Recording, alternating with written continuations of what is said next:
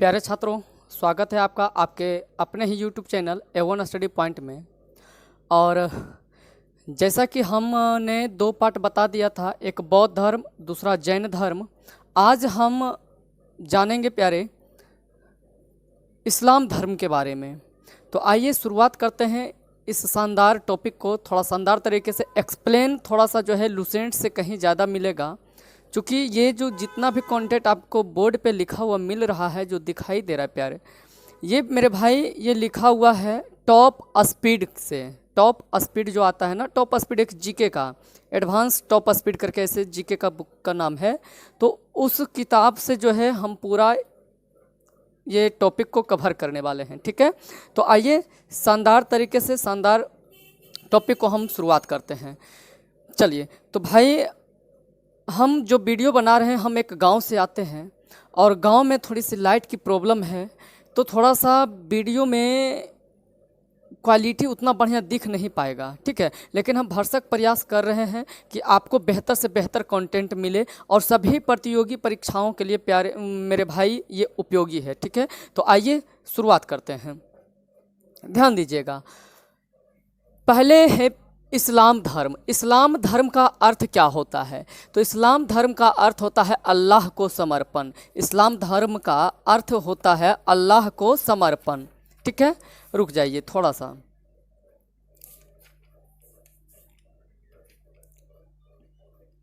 इस्लाम धर्म का मतलब होता है अल्लाह को समर्पण। संस्थापक हैं इस्लाम धर्म के संस्थापक हजरत मोहम्मद साहब। संस्थापक हैं हजरत मोहम्मद साहब।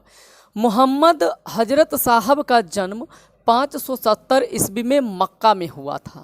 हजरत मोहम्मद साहब का जन्म 570 ईस्वी में मक्का में हुआ था। मक्का जो कि सऊदी अरब में पड़ता है। मक्का जो है भैया सऊदी अरब में पड़ता है। मक्का कहाँ पड़ता है? सऊदी अरब में।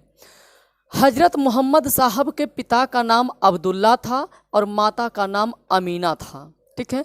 जन्म से पहले पिता की मृत्यु हो गया था। मतलब कहने का मतलब ये हुआ कि जन्म से पहले उनके पिता का देहांत हो गया। इससे भैया हम लोग ये अनुमान लगा सकते हैं कि जिस वक्त मोहम्मद हजरत साहब जो हैं वो गर्भ में ही होंगे अपनी माँ के, तभी उनके पिता जो है संसार को छोड़ दिए थे। मतलब जन्म से पहले ही हजरत मोहम्मद साहब के पिता का निधन हो गया था। आगे तो इनका जो पालन हुआ, इनका पालन जो किए इनके दादा किए। इनके दादा का नाम है अब्द उल मुत्तलिब। अब्द उल मुत्तलिब और चाचा का नाम है अबू तालिब, ठीक है। ध्यान दीजिएगा, जन्म लेने से पहले हजरत मोहम्मद साहब का जो है पिता का निधन हो गया, तो इनके लालन पालन जो किए इनके दादा और चाचा मिल करके किए। दादा का नाम है अब्द उल मुत्तलिब और चाचा का नाम है अबू तालिब, ठीक है। आगे कहता है कि शादी जो है, शादी 25 वर्ष की उम्र में, यहाँ देखिए शादी जो हुआ इनका, शादी 25 वर्ष की उम्र में विधवा औरत से हुआ था।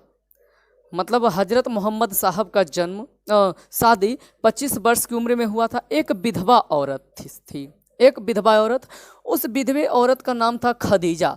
उनसे और उनकी पुत्री का नाम, यानी कि हजरत मोहम्मद साहब की पुत्री का नाम फातिमा था और फातिमा का विवाह अली हुसैन से हो गया। तो अली हुसैन जो हुए मोहम्मद साहब के दामाद हो गए। हजरत मोहम्मद साहब की पुत्री का नाम, बेटी का नाम था फातिमा, और फातिमा की शादी अली हुसैन से होने के कारण जो है अली हुसैन मोहम्मद साहब के दामाद कहला गए। आगे ज्ञान की प्राप्ति के बारे में देखिए, कहता 40 वर्ष में यानी कि 610 ईस्वी में मक्का में हुआ था। इनका जो ज्ञान की प्राप्ति जो हुआ था, हजरत मोहम्मद साहब को जो ज्ञान की प्राप्ति हुई थी 40 वर्ष में 610 ईस्वी में हुआ था। कहाँ हुआ था? तो मक्का में। मक्का में भी एक हीरा नामक गुफा था, वहाँ हजरत मोहम्मद साहब को ज्ञान की प्राप्ति हुई महज 40 साल की उम्र में।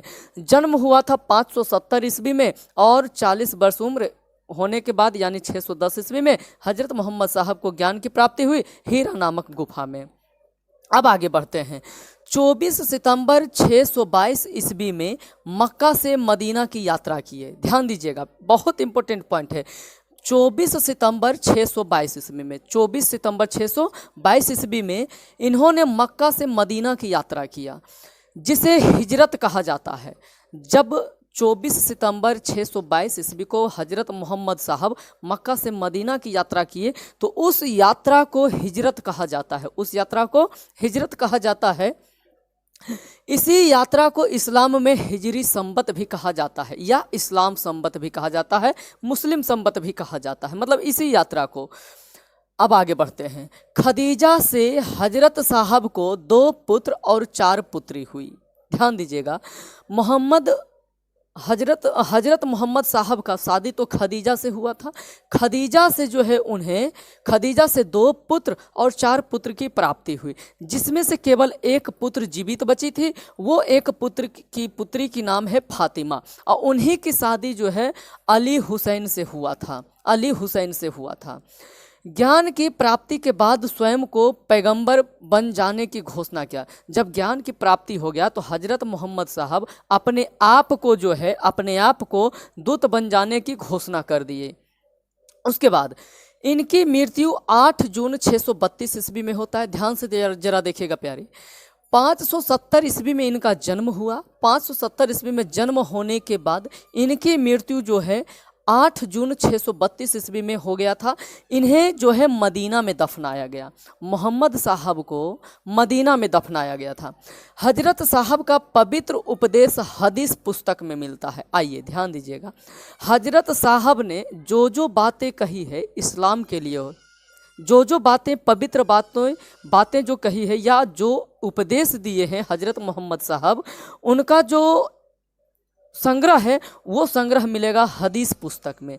इस्लाम का सबसे पवित्र ग्रंथ होता है कुरान।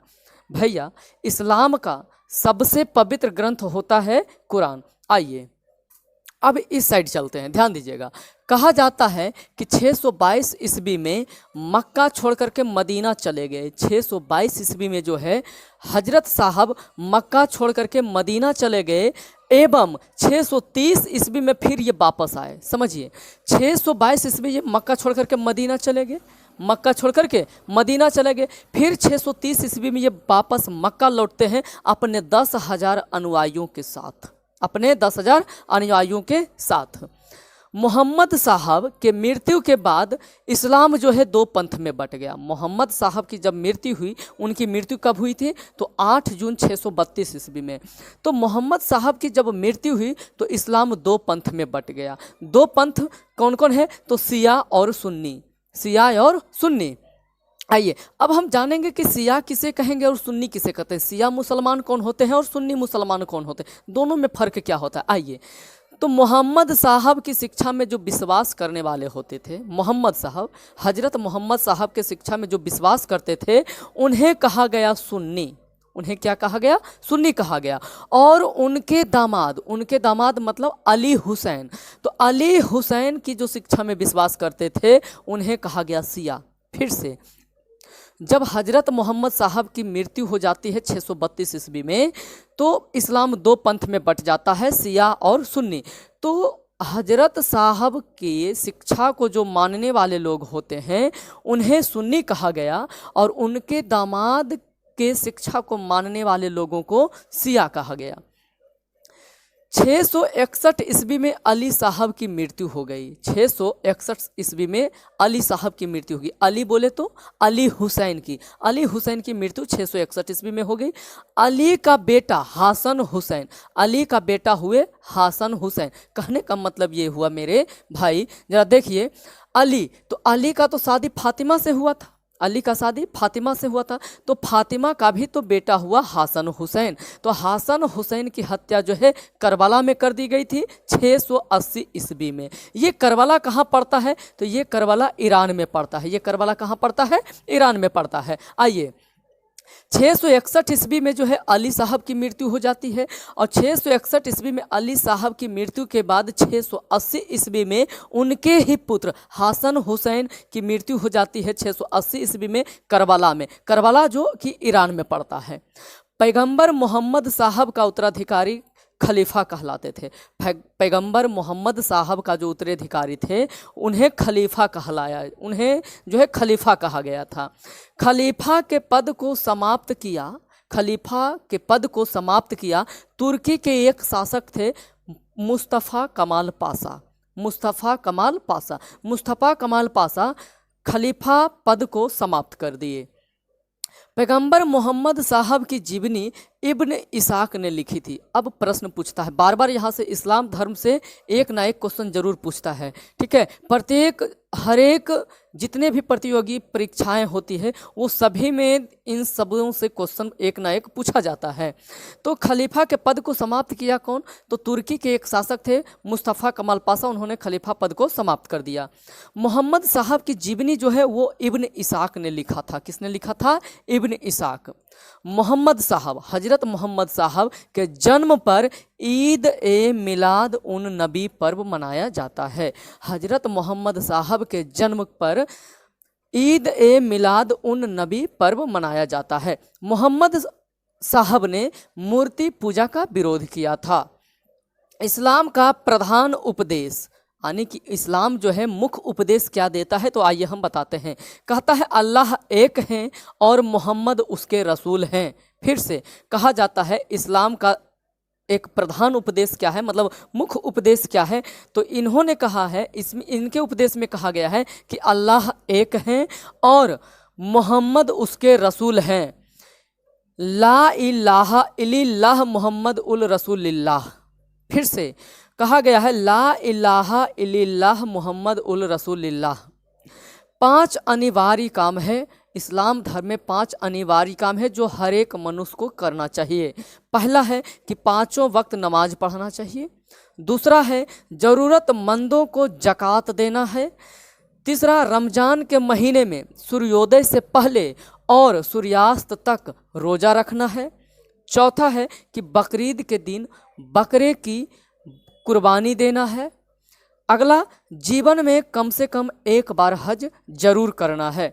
तो मेरे भाई आप बता दीजिए कि ये कंटेंट आपको कैसा लगा। थोड़ा सा हम गांव से बिलोंग आते हैं भैया, तो हम जानते हैं कि थोड़ा सा लाइटिंग वूटिंग का प्रॉब्लम होने की वजह से फेस भी क्लियर नहीं दिख रहा होगा। बस आप लोग का सपोर्ट और प्यार की ज़रूरत है। आपका भाई आपके लिए मेहनत कर रहा है, एक गांव में रह करके गांव का बच्चा आपके लिए मेहनत कर रहा है भैया। तो आपका भी दायित्व बनता है कि आप चैनल को सब्सक्राइब, शेयर और लाइक ज़रूर कीजिएगा। और कमेंट में भैया आप हमें ज़रूर बताइएगा कि बताइए ये टॉपिक आपको पूरा डिटेल्स से हम बताएं तो ये समझ में आपको आया कि नहीं आया। नहीं आया होगा तो हम थोड़ा सा जो है, इतना पूरा लंबा चौड़ा लिखने से बेहतर है कि हम शॉर्ट में मेन पॉइंट करवा देंगे। ठीक है, धन्यवाद। तो आपसे नम्र निवेदन है कि चैनल को सब्सक्राइब, शेयर जरूर कीजिएगा, वीडियो को लाइक ज़रूर कीजिएगा। ठीक है, इस पूरे कंटेंट को आप कॉपी पर भी नोट कर सकते हैं और प्रत्येक दिन एक ना एक कंटेंट हम आपको प्रत्येक दिन देंगे, यही चैनल पे आपको मिलेगा। और क्लास 9th का और क्लास 10th का भी पूरा का पूरा वीडियो आपको मिलेगा। ठीक है, चलिए तो भैया चैनल को सब्सक्राइब, शेयर और वीडियो को लाइक ज़रूर कीजिएगा। ठीक है।